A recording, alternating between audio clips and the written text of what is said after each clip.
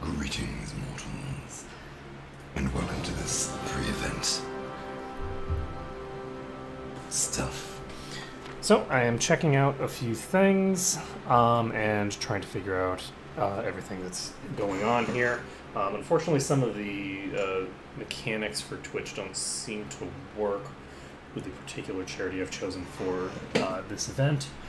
Today, however, I am going to be doing some basic testing to see that to see basically what I'm going to be doing tomorrow, and see how it all goes. I'm going to be popping into this on normal mode so that I don't overwrite a save file that I don't want to overwrite, and we will be moving in. So the Emperor patch has just dropped, and what I'm going to be doing is I'm going to be doing a charity event for the rest of this month. I'm going to be doing a World Conquest with Congo. And every Congo stream that I do, which may or may not be every single stream that I do, will be tied to a campaign, which I have linked below. The campaign that I'm going to be doing this for is for the Bail Project, which is basically a project whose purpose is to eliminate cash bail as a thing that we do in America. Cash bail is something that kind of makes a degree of sense on its face.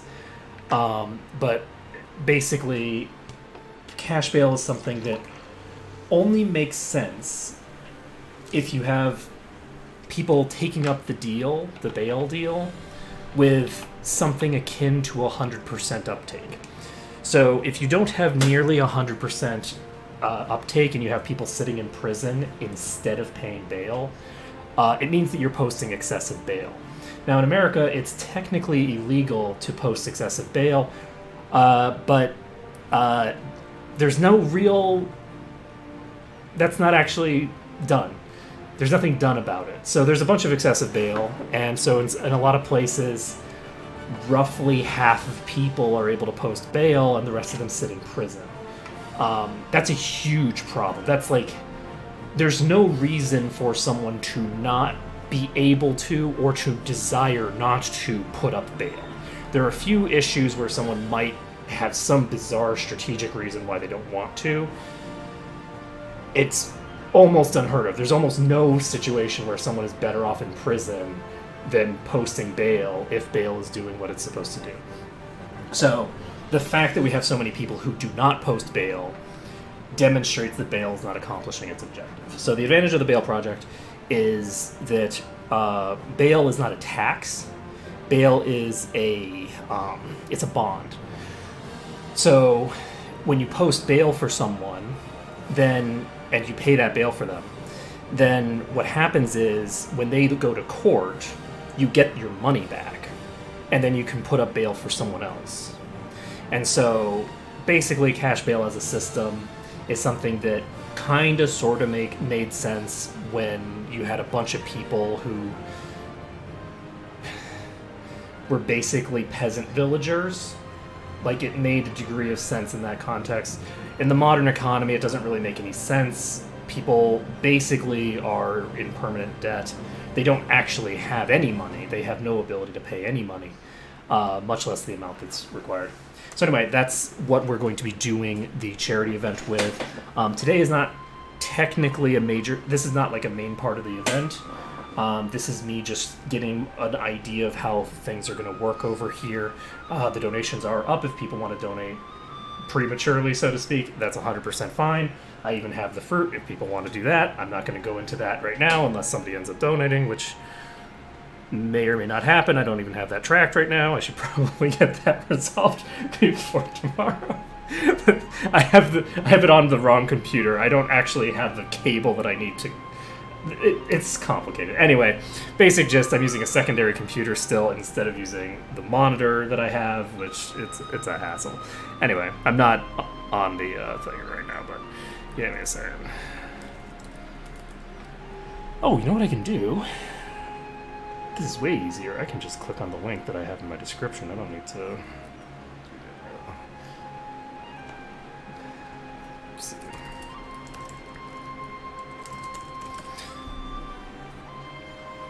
That is not what I'm looking for.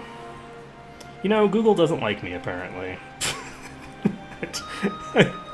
What do you mean, Twitch our toilet? God damn it. The bullies from my high school are back. Okay, well, fine. I haven't really been logging in over here, so I don't have this auto going to me. So, there we go. So yeah, today's going to be a very, super chill stream. It's probably not going to be a very long stream. Yeah, you can shut right the hell up. I do not want to listen to you, sir. That was me in the background. I just opened up my thing. There we go. I can now open this link in the new tab, and then we'll have this open. So if this ticks up, then I'll know that something happened, and I guess I need to move this then. Okay. I am super on top of things, you guys. Super on top of things. There we go. Perfect. Nailed it. I think we're fine. So, anyway. Basically this new patch has changed a massive amount about the way that the game works. And part of the reason that I have been just sort of chilling and not doing things, partially is because I've been diving into current events, which is just generally a bad idea. Part of it was me setting up some of the prerequisites for how I was going to run this event, which is not perfect and it's going to be terrible, but that's fine. It's okay for it to be terrible. That's something that I've just had to learn, is at some point I just have to accept that I don't know what the fuck I'm doing. So, they've changed the way that estates work. So you no longer have just the sort of whack-a-mole every 20 years where you're paying some random stuff in order to get them enough influence that you steal their stat points. They now have way more complicated shit. So the clergy land rights is very interesting. This gives plus 100 governing capacity, and this is something that may become relevant later. Religious state is something that I think at the beginning of the game probably people are going to be mostly all doing. Expansionist zealotry is interesting.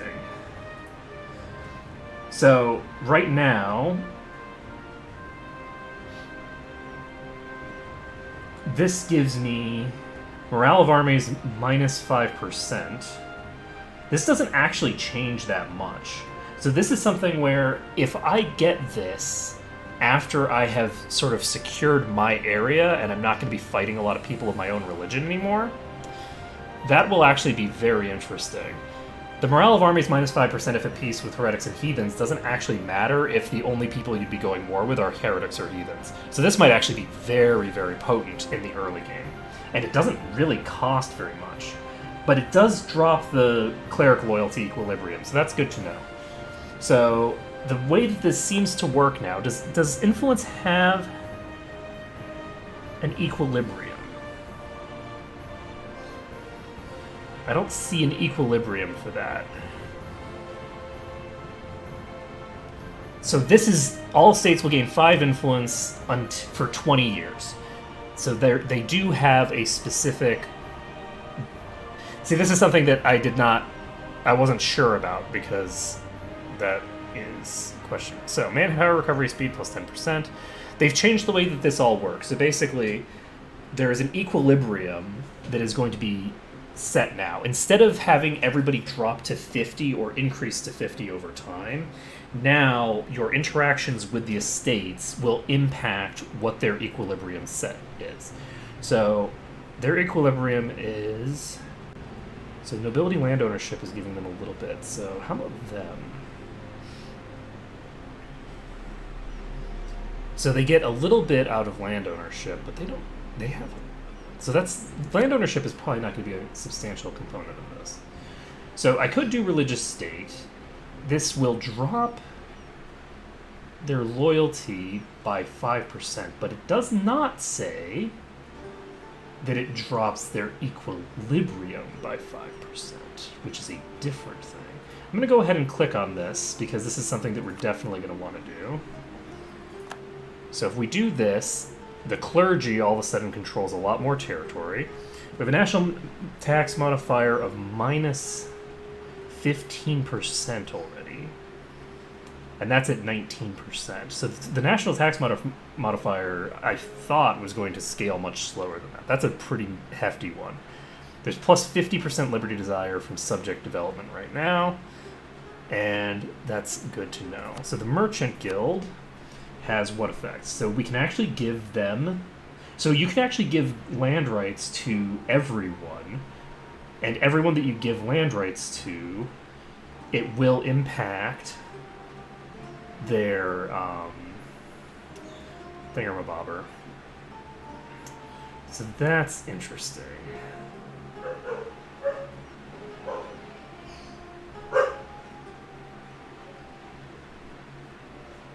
Okay, so this tooltip is wrong. This tooltip is actually the base value. It's in the equilibrium value. Because in one of the others it said the equilibrium value is changed, but that's the same thing. This is very interesting. So this is yearly inflation reduction of 0.15%. And that could be useful under very, very rigid circumstances. There's some very minor circumstances where that will be valuable. At any rate, we can do Land of Commerce as well. If we do that, and then I seize land,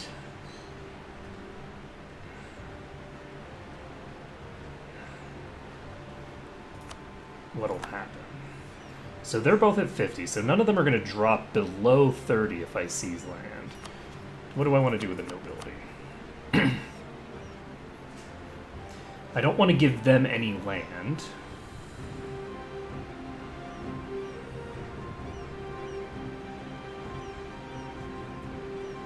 So if I give them...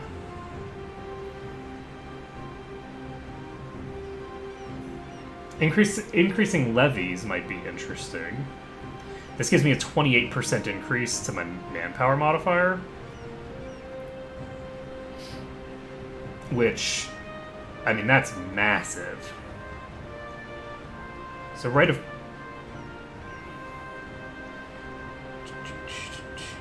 So strong duchies gives +2 diplo relation slots and 10% reduction to liberty desire and subjects. It gives 10 nobility influence, but is there any disadvantage to taking this?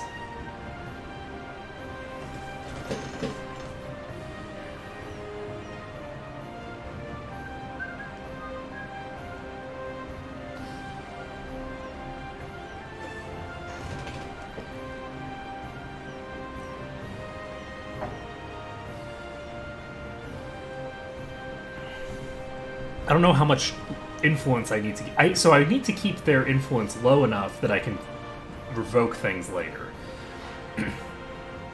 So this is going to have a net shift of 5% there. This would actually give me 10% loyalty, so giving them this kind of stuff is a good way to revoke things from them later, I think. Do I want to implement Right of Council?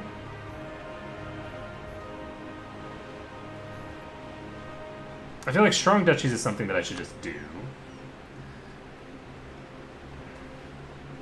This is huge. And I'm going to give Right of Council. I'm curious about this. I want to see what this does.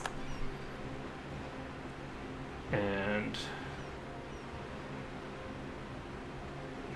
I'm going to go ahead and seize land. So this will take...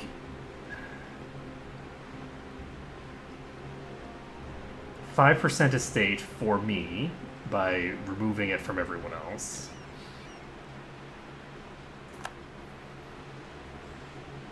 I can do this every 5 years, but it's going to piss them off every single time. So they have more stuff now. So my maximum manpower has not changed from this yet. Oh, I didn't do the thing yet. I didn't actually do it. Do I want to? Do I want to do increased levies? You know what? This is going to get them up to 50. 30%.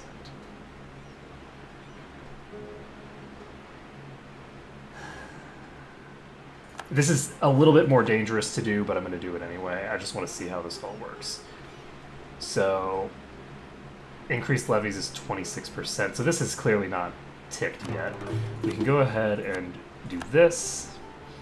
And we're no longer going to be getting free stuff from the other stuff. We have now Liberty Desire from subjects development increase. Both of our subjects are pretty small, so I do not think that that will be a problem. The national tax modifier is a problem, but that's something that we will have to deal with later. For now, do we have anything that we want?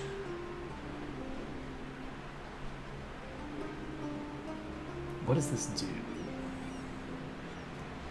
This is 10 and 10.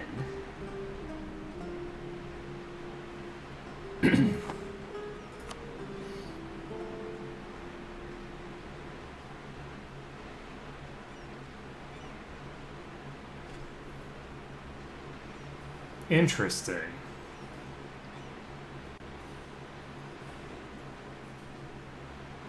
Very interesting. So I can become indebted to the merchant guilds if I want to get. So that gives me 5-year loans at 1% interest, which is a pretty good loan. So what the fuck does this do? So this is just giving them.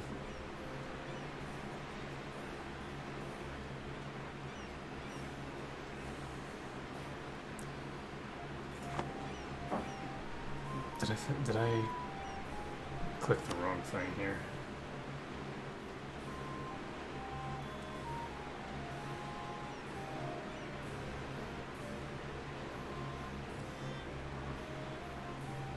Oh, this is it. So this is estates can pursue agendas at any time.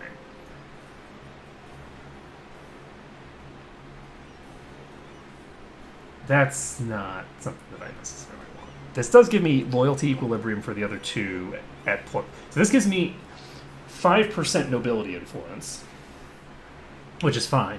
But interestingly enough, it also gives me a equilibrium for everybody else that's higher. So that's kind of interesting.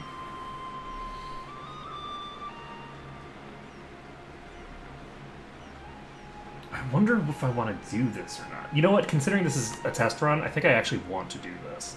So this is going to increase the equilibrium loyalty for everybody. It's going to give me very strong. Let's see. So they have an influence level of 53% right now. Their equilibrium level for this, though, is 65. So that, I think, will be reasonably safe. We'll see how this goes. Power cost plus 5%. Is that good? We have the thinger done. Okay, I think we're all set here for now. Excuse me.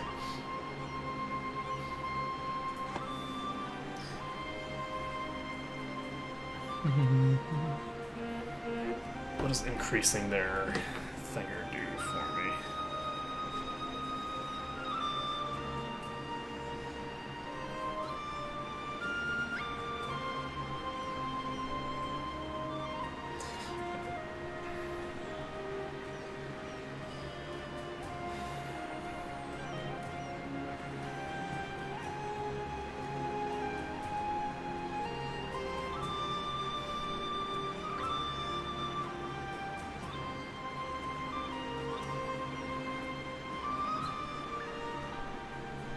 Okay, let's see here.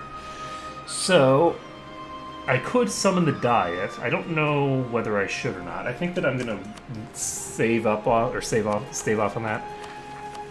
I think that probably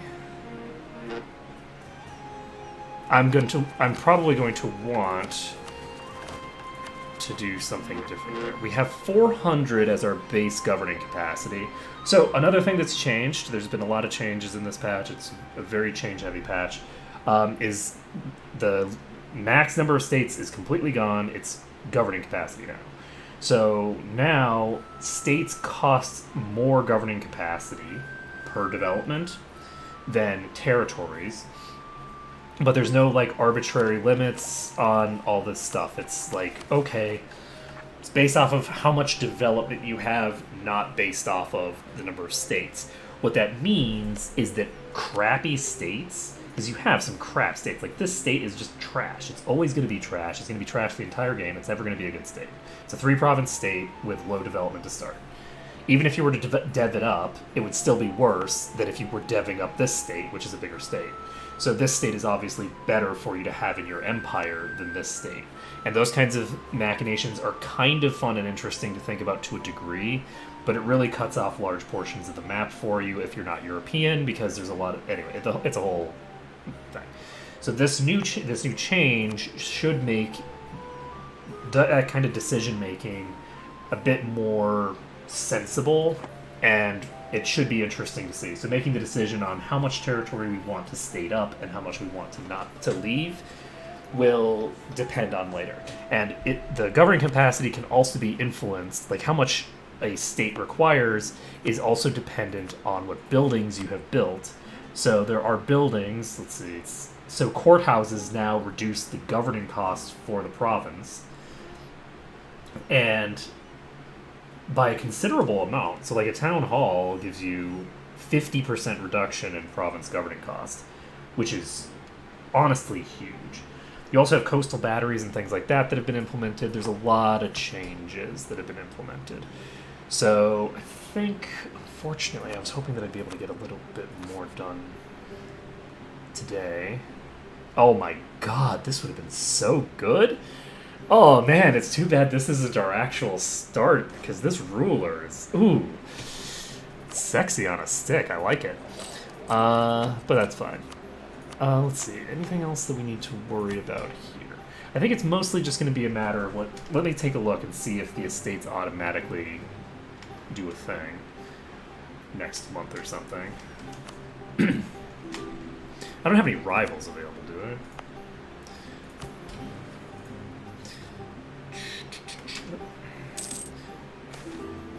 Are you kidding me? This is like the best possible combination.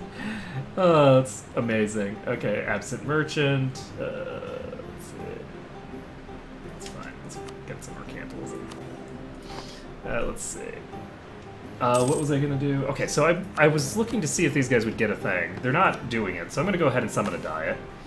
So, Mpemba is my capital.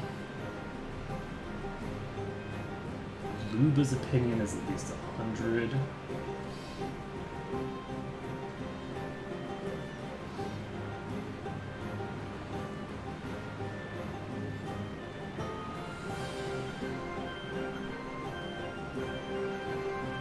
This is amazing.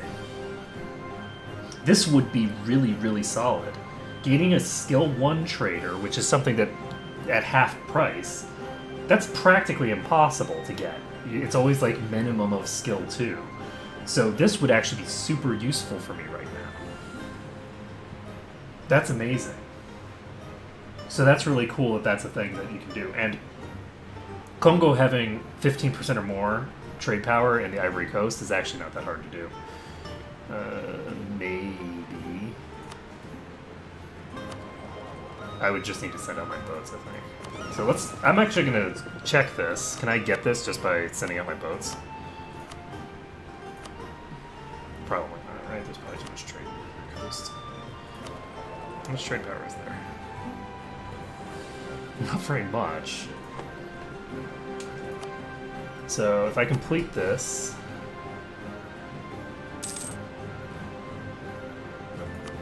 we are at 10%.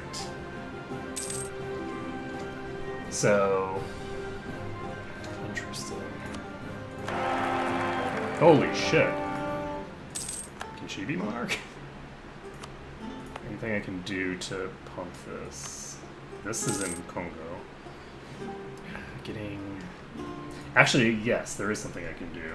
So both of my vassals are in that node. So Longo... Ndongo has a thing there. So if I have them...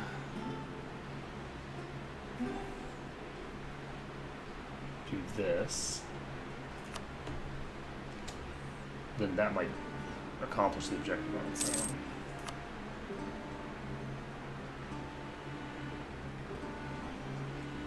I'm going to do the same thing with you. There we go. So we completed our agenda. So this is something we can do. If we disable divert trade, how quickly does it go away?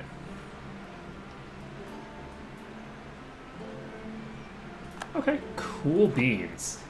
Okay, so now we have a pretty solid idea of how that works. That probably would be a dangerous thing for us to do in an actual thing, but it's good as something to just test it out with. So this can be used again in another 5 years. So, did I establish the thing?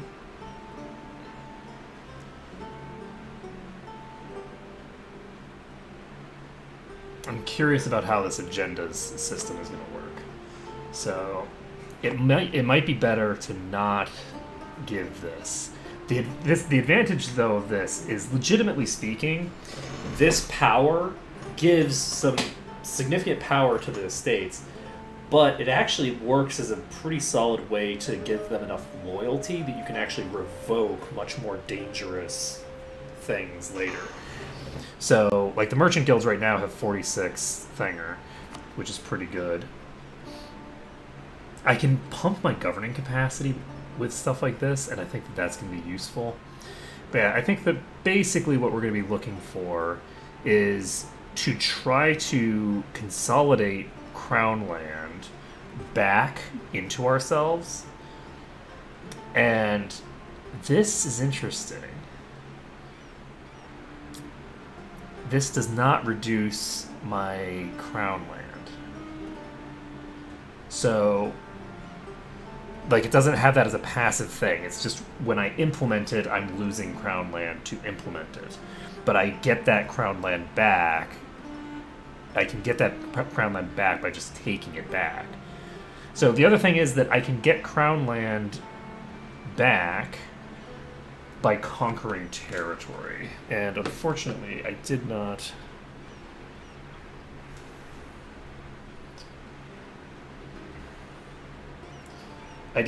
check this, but that's something that I can check on the next one. So tomorrow we're going to be working on getting this introduction done, like, fully correctly.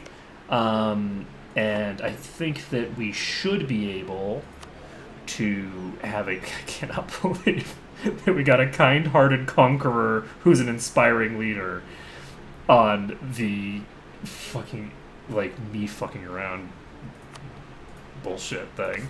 That's just really funny.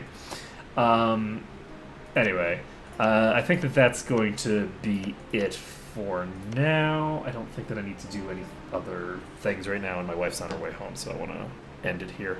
But tomorrow I will be trying to wake up at 6 o'clock in the morning, and we will be doing an early stream. I might be kind of tired at the start, but I'm looking forward to starting at the charity stream tomorrow. So we're going to see how that goes. I haven't ever done something like this before, in part because I get anytime I'm doing something that's actually important, I get very stressed out, and I feel like if I'm not going to do something perfectly, I can't do it at all. So instead, I've just given myself license to fail miserably and do terribly, and we'll just see how it goes. So that's going to be it for tonight, so thank you everyone for watching. It's been a pleasure to stream this for you, because there's actually people watching. I'm whatever. And hopefully this will end well tomorrow when we actually start doing this. I'm really looking forward to this. I wish that I could have started today. But unfortunately, for whatever reason, they decided that they were going to release the actual patch at, like, 5 o'clock or some really weird time in the morning in wherever they're in Central Europe, as opposed to, like, midnight in Central Europe, or hey, midnight in the location that you are, so that I could just start playing immediately when it hit the ninth. But so we're not going to actually start this until the